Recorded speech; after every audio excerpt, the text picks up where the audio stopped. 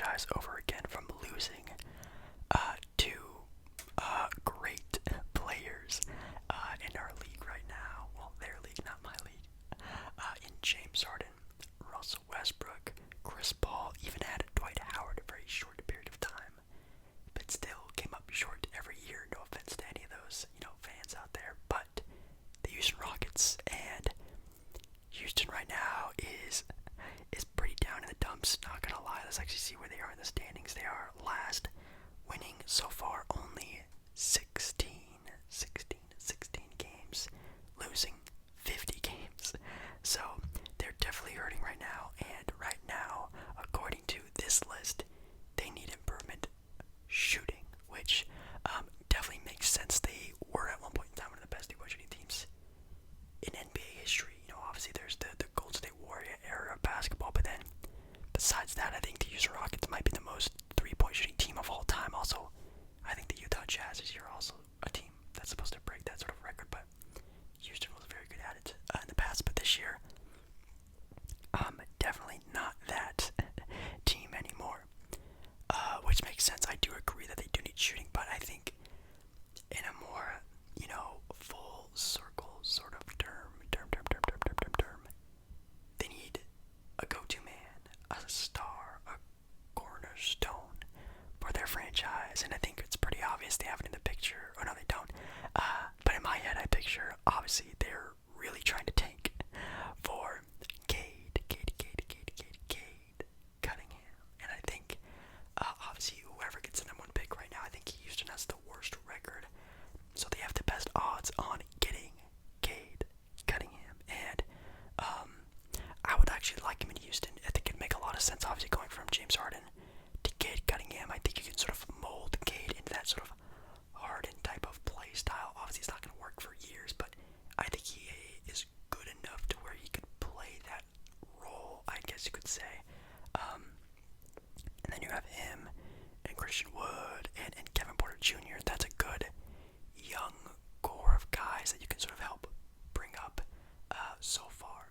And I'm sure John Wall probably will get bought out or traded or something like that. I think he's not really wanting to be there anymore. So I think shooting is definitely, the priority, but I think the bigger picture is a go-to guy, and obviously getting Cade would be the best case scenario for that team because they just need a guy to put the ball in the hands of, and I think Cade is just easily that go-to man for that team. The next one, the Minnesota Timberwolves. In my opinion, and I think I said this even earlier on in the year, besides injury, this team could definitely be in the sort of play-in tournament contention, at least in my opinion. Obviously now they're not really trying to go for it, but I think that team, especially the way Anthony Edwards sort of, held his own throughout the year, I think he had a very good chance of being at least that's sort of where the Spurs and Pelicans are right now, like a 10th, 11th, maybe even 9th seeded team, maybe. Obviously with health, that probably would have came out a little bit easier, but I like where they're going right now, and it says here for what they need, and I think it's pretty obvious, is a front court buddy for Karl Anthony Towns. Again, I think we all know this already. The only position they desperately need is a power forward. You have D'Angelo Russell, you have Edwards, you have some pieces at the 2 or the 3 with Malik Beasley, Culver, who kind of downgraded this year, but still is, can be potential that sort of next guy at that forward position. And then at center you have Katz, you have Nas Reed. At the forward position, you really have nothing at power forward. They do have this one player, I can't remember his name off the top of my head, but he's playing okay for them, but they need that next, starting caliber player at that piece. And, could you get that in free agency? I think yes. I think they're really starting to eye Lauri Markkanen, but I don't think that's a very good fit for that team, at least in my opinion. He's very offensively, minded. He needs the ball in his hand a lot to be effective, and obviously with Karl Anthony Towns on that team, kind of taking a lot of shots away from him, I'm assuming. So,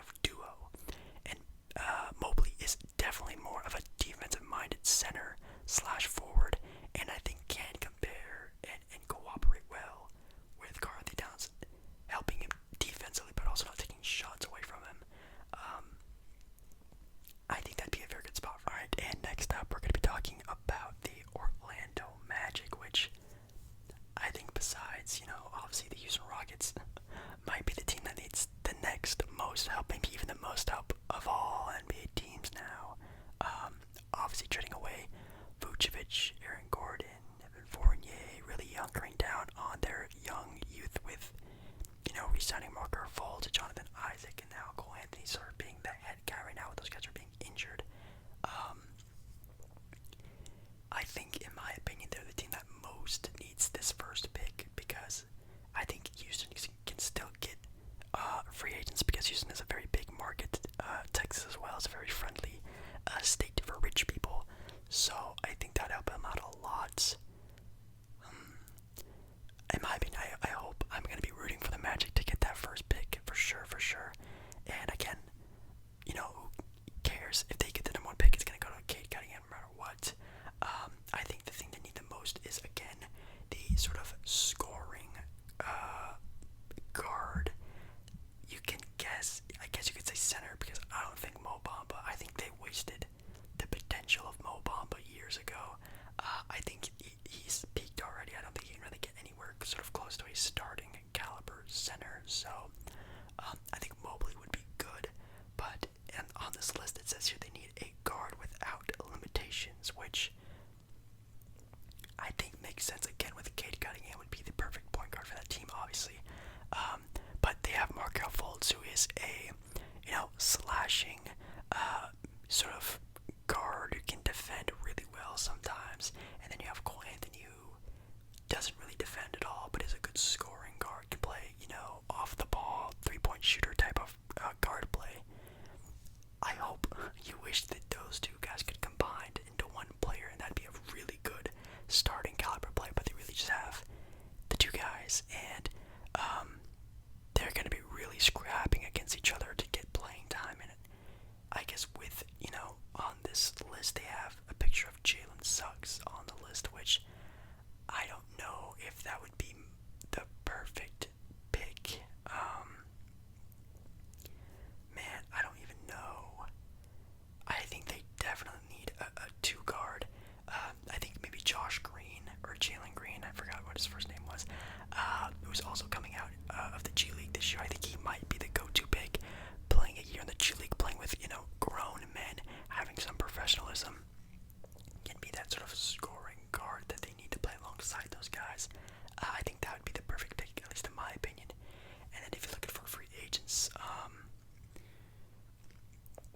I don't know, I think you're just looking for really anything. I mean, I'm sure Gary Trent Jr. is staying in Toronto, but if somehow Toronto doesn't want to give him that money, I think Orlando will love to give Gary Trent Jr. that money. I think he'd be a very good fit there. If you're looking up top more, like DeMar or Victor Oladipo, I mean, sure, you can throw them money, but it's not going to really help out your trajectory on wanting to be, collecting good young assets, so I don't think those guys are really worth it. So we're now on to the Sacramento Kings, and it says here they need a modern center who can defend, which is quite interesting. The Kings obviously are in, I think, the they're in the 12th seed right now, which is fine. That can still get them a pretty good draft pick, like a top 10ish pick. But I don't think they're going to be able to get anyone in the draft to really change that scenario. And I kind of hope they don't, because as you know, besides Markelle Fultz, besides De'Aaron Fox, and hopefully with Tyrese Halliburton, they've messed up everywhere else. The potential of Marvin Bagley was just completely wasted there. Now he's a player who might even not be on a team next year. He's going to be fighting for spots. So, I really hope that if they do get a high draft pick, they don't mess it up, because that team is on that fringe area where there are 1, maybe 2 pieces away from being, a playoff-bound team. Obviously, with the ascension of their backcourt of De'Aaron and Tyrese, if other players sort of jump on board with them, they can potentially be that sort of sleeper, 8th, 9th, 10th seeded matchup, which could be pretty good for them. So, I don't know really where they could even find that in the draft that late, but in free agency, I think right now, betting on young assets is what they don't need to do, like the Magic and other teams like that, like the Rockets. I think now they're a team that just needs to add a piece or two. So I think if I'm them, throw like a $1 or $2 million contract to,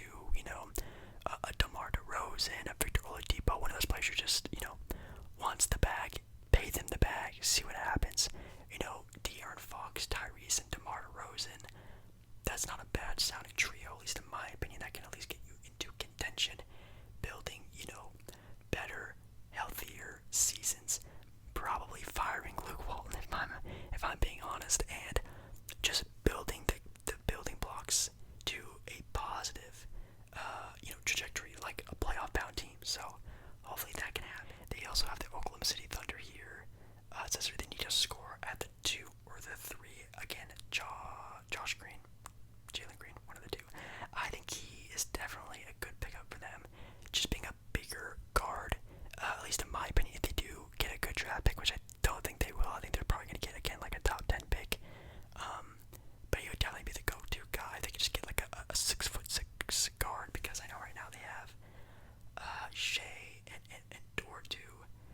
Dort, if you don't know, is like a 6'2", 6'3" guard, very scrappy defender, but need a lot more scoring, for sure. Definitely three-point shooting as well. So, I think they definitely do need some help on that end. And then maybe you add in, I don't know, a Tim Hardaway Jr., an Evan Fournier, any type of player that can really just give you a lot of scoring options will be probably the best case scenario, because they have a lot of cap space as well, so they can just throw that money at someone and probably make them very happy just to play in Oklahoma City. So I think that would be good. They are right now in the 13th spot, so they do have a chance at getting like a top 5 pick, but not the best case scenario, I guess you could say. Let's see who else we got here. We have the Detroit Pistons.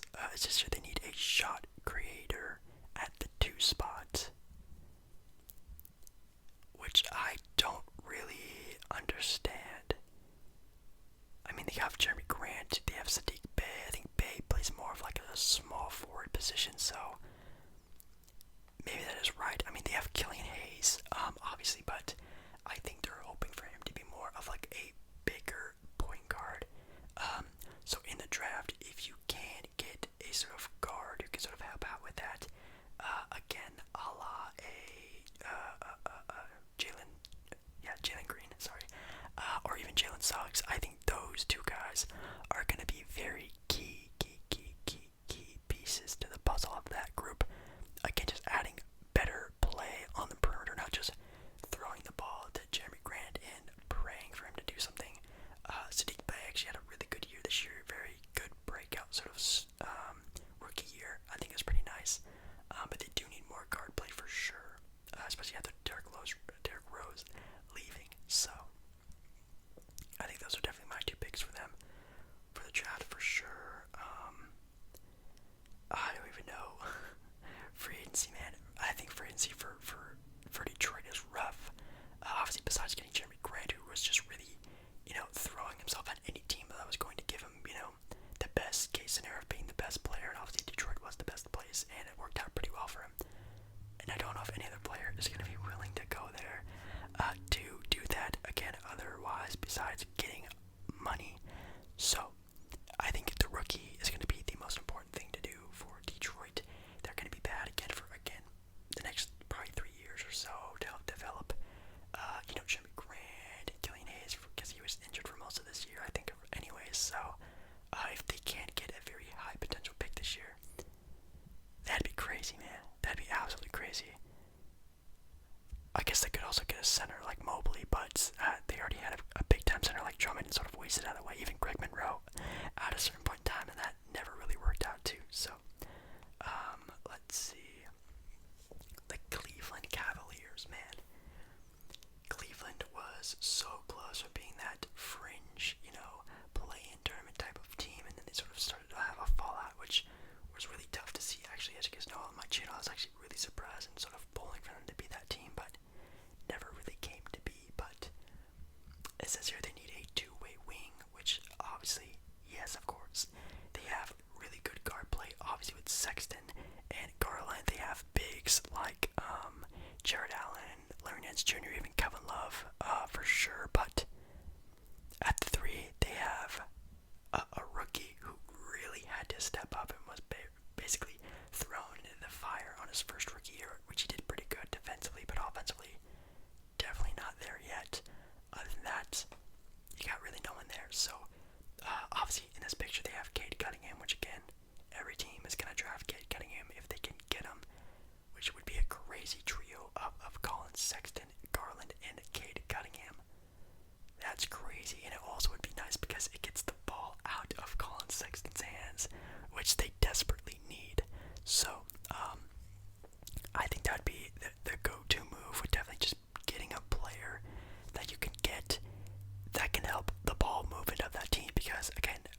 Sexton loves the basketball, the basketball, the basketball, the basketball. Getting a player, maybe even like Otto Porter Jr., just a nice sort of three-point shooter for that team would be very nice. Evan Fournier, some sort of wing player that could really help create space for, again, a Garland player or a Sexton player, a really good crafty, get to the rim very easily without having to dribble, and get Kevin Love even more pissed off. I think that is the way to go. Those are mostly all the teams I really wanted to talk about. Let's see what else. I mean, I guess we could talk about like Toronto or Chicago because they're kind of out, I guess you could say. But I mean, Chicago just needs time. I think that's their biggest thing. They don't need to add anything. I mean, of course, if you can get like Lonzo Ball, I think that'd be perfect. More playmaking, I think, is what they desperately need. Kobe White is more of a scoring guard. Lonzo would be the perfect spot for that. And then Toronto, they just need good young assets. I think they're going to move on from Lowry and sort of have Siakam be that sort of older, good player. Then you're hoping for the potential of, again, like a Gary Trent Jr., OG Anunoby type of players, sort of help build a more potential roster. The Pelicans, I think the Pelicans just need to stick together. I think they are way better than what the record shows. I think it has to do with immaturity. I think that what they really need is just more veterans, which if you look at the free agency list this year, there's a bunch of veterans. If they could even get like a Lowry, a DeRozan, a Conley, a Iguodala, a Green, oh my god, they would be so pivotal. Getting veteran players who can still play in today's NBA, but just be mentors to these young budding stars like Ingram and Zion and Lonzo Ball. I think they really just need more veteran leadership. Chef kiss, I think, is all what they're looking for. So, yeah, I think that's all I really needed to talk about. There are obviously a big fat answer to all the questions, and that is just getting Cade Cunningham could really about a lot of franchises, but I think, again, for certain fits for certain teams are definitely going to be filled this year, because if not, even if some of the better teams in the NBA, like, you know, Portland and Boston, and there are a lot of teams out there that if they do have a bad year, things will change in a snap, and, you know, those teams also need to have a nice little talk about what they need to do to improve as well. But this video is about the bad teams. But yeah, guys, I hope you had a nice, fun time listening to me ramble on. I really hope you have a good rest of the day or night. I really hope you are doing well. I really need to do another like channel update, just to sort of sit down, talk between me and you. I think that'd be very nice to do sometime very soon. So yeah, I will see you again in my next video very soon. Make sure to like and subscribe.